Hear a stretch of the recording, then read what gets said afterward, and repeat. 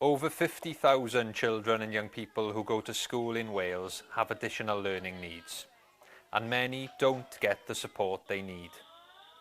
The issues they experience, from reduced timetables to long waits for diagnoses, are all too familiar to our team.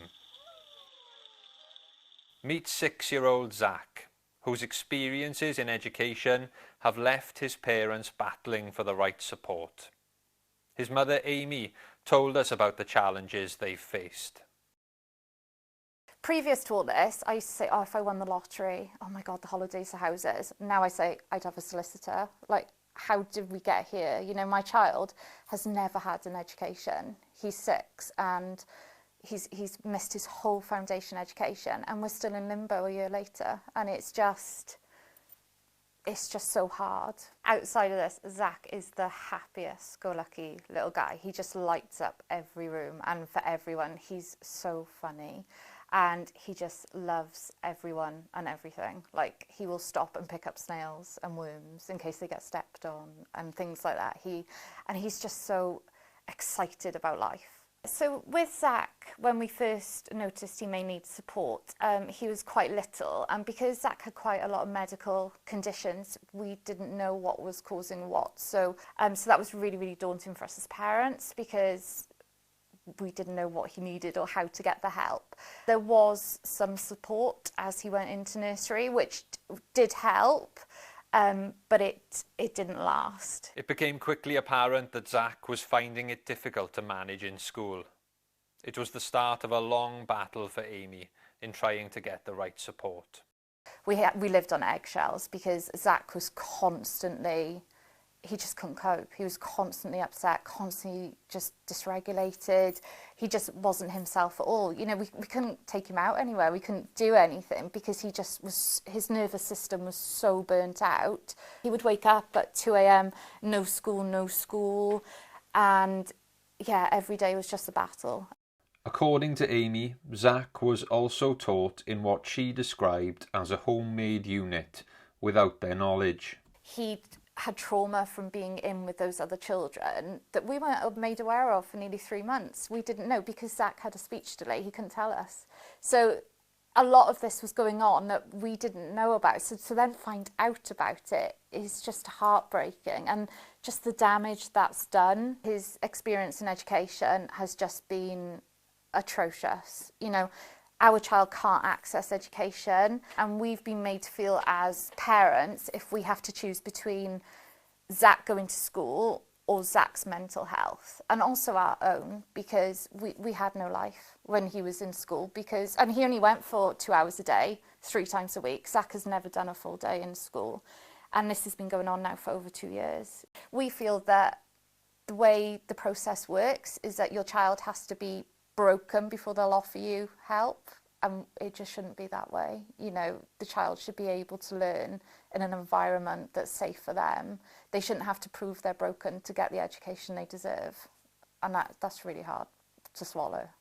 Trying to get the support Zach needs has been extremely frustrating and upsetting for the family. Nobody follows the rules. Guidelines don't exist, timelines don't exist. So we waited a year for an IDP, and it wasn't, you know, we had to pay for speech therapists, OTs to attend sessions to get it written properly because it was just vague. It could have applied to anyone. So it just wasn't worth the paper it was written on. And that took a year, and then at that point we had to take him out of school because enough was enough. I wasn't going to put my child through this anymore. And we were advised that we had to leave him on roll to be able to access help from the system. But in leaving him on roll, we're now in limbo because I can't access any home education support from the local authority, but equally I've been given nothing. I've heard from nobody. I've had 3 photocopied sheets with some shapes on since February for my child as an education, but the school is still getting full-time funded hours for my child. You know, and I think for us, just constantly being told you're welcome to home educate, it's just passing the responsibility, really, and it is not fair. It's just so draining and just so unpredictable, I think, is what I'm looking for. And you know, even if you do get the IDP right or something, that can change. Everything can change from day to day, week to week, because there's no guarantee your child is going to always get that support they need. The ALN Act, passed by the Senedd in 2018, aims to make it easier for families to get the right support. Even though the new ALN Act says that it goes on need, not diagnosis, that isn't true, because at every turn you're told you don't have a diagnosis. So as a parent, you're expecting that support to be there regardless, and it's not. If we get it right now, Zach can go back to mainstream. This is the point, is that if we get it right now, he has a chance of going back to mainstream and doing whatever he wants to do. If we get it wrong again, that child is never going to go back to education. So that's why we're at it's really scary as parents, because you're then looking at 18 years of being, at home, or, that he's never going to go back. And that is the problem with the system, is that, we've been to meetings and they say, oh, we haven't got anything for primary school kids, it's only for secondary, because they won't help until a child is broken at 12 and 13 when the damage has been done. Whereas I would like it resolved now, so that he has a chance just to be him and do whatever he wants to do, and not have to fight for it. Since stopping going to school and making new friends in Forest School, Zach has been a happier boy. But the family need a long-term solution. We've got Zach back. Ed Site came out to see Zach recently, and he'd seen him when he was in the school setting as well. And he said to us, this is the first time I've met Zach. And that was lovely to hear, but it was also really hard to hear, because you think, oh gosh, I sent him there for nearly 2 years, I just want my child to be able to learn and want to learn without being frightened of failing. If we did this properly, you wouldn't have to be spending money on tribunals and everything else, because every child would be getting the education they deserve. Amy's struggles are all too familiar to Rhiannon, who spent months fighting for her son Johan to have the place in a special school they felt he desperately needed. Johan is a 3-year-old little boy. He's very loving, happy. He loves running, spinning, jumping on his trampoline, playing with his bubble machine. The family felt that the signs Johan needed a special school placement were clear from the outset. I felt like I had done everything, absolutely everything I possibly could, to show that Johan had additional learning needs and needed a special school. But the evidence that I'd brought forward still didn't seem enough. If he wasn't offered special school, I'd be homeschooling him. There is no way on earth Johan would manage, and the school, a mainstream school, would manage with Johan. He eats non-edible items, he's got no awareness of danger, so he runs and he jumped from a height. If there's a door, a window, anything open, he will run through it and he'll be gone. He doesn't cope with crowds. So there were so many things that show that Johan would never cope, and he's globally delayed. So non-verbal, he doesn't speak. There were so many things to show that he would never cope in a mainstream school. Despite Johan's needs, he was offered a place in a mainstream school. It was awful, because I had the email at 3 o'clock in the afternoon. Read the email. It said that Johan was placed into mainstream with early years transition. I thought I was reading the email wrong, so I rang the local authority to double check. They told me to ring the mobile number on the email.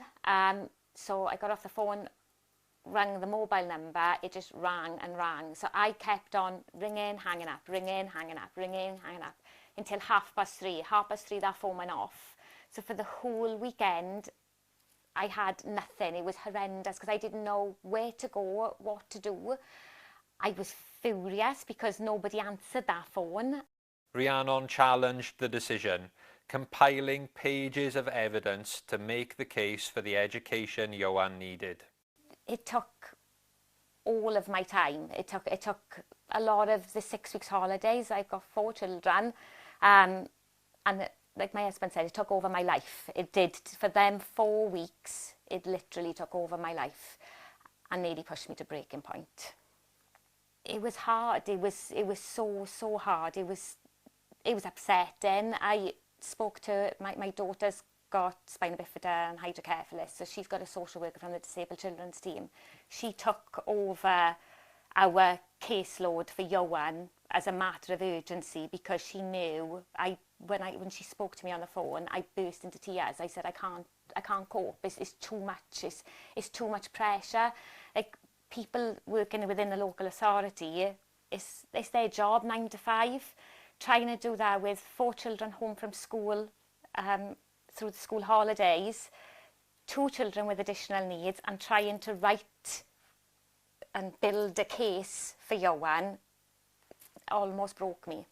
It's supposed to be person-centred, and that's really not the case. It's really not the case because you're not listened to. It was an awful process that I feel sorry for anyone going through it. It's such an emotional roller coaster. You're there ready to fight for it and battle the one, because it is a battle, it's a fight. You're there ready to give it your all one day, and the next day you've got nothing left in you because it's that constant fight, that constant battle. And Rhiannon is worried that fighting for that support isn't an equal playing field. If you're not able to use a computer, if you're not able to financially pay for Microsoft Word, what are those families supposed to do? Their children then are already losing before you started, and it's unfair. It's not fair. It's cost us. We've ended up paying for a different advocacy, which were absolutely amazing, but it cost us over £1,000. We didn't even get a tribunal, but that's what it cost us. But for my mental health, I needed that. I needed that advocacy. I needed that support.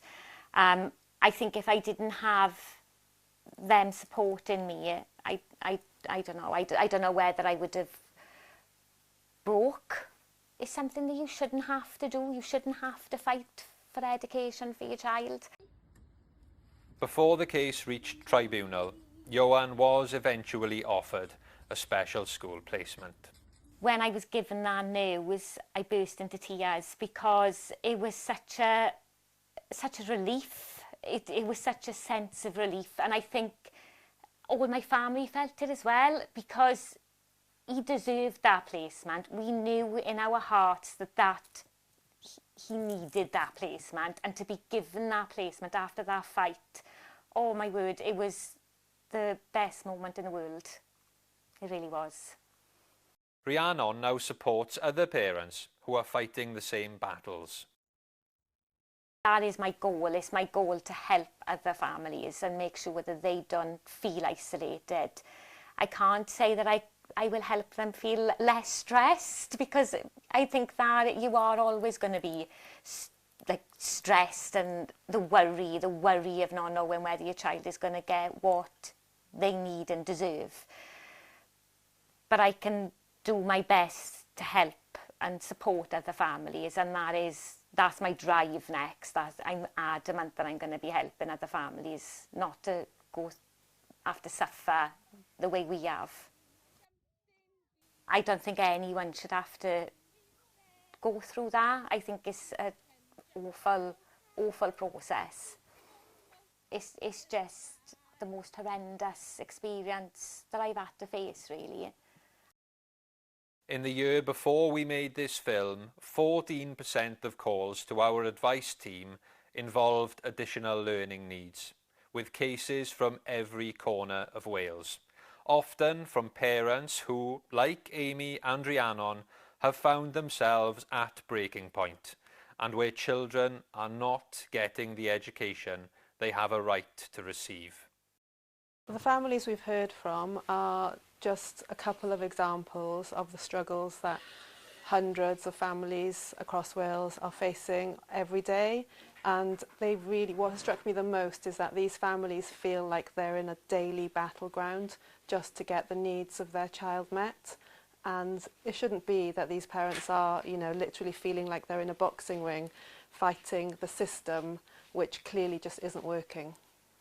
The new ALN system and arrangements were supposed to make things easier and more effective in meeting the needs of children with additional learning needs, but clearly from the cases that we get as an office, that's not happening. It's more complicated rather than easier, and children are just not having their needs met. And if we don't change things quickly, if we don't really get a handle on the system and make change quickly, we really risk failing a generation of children.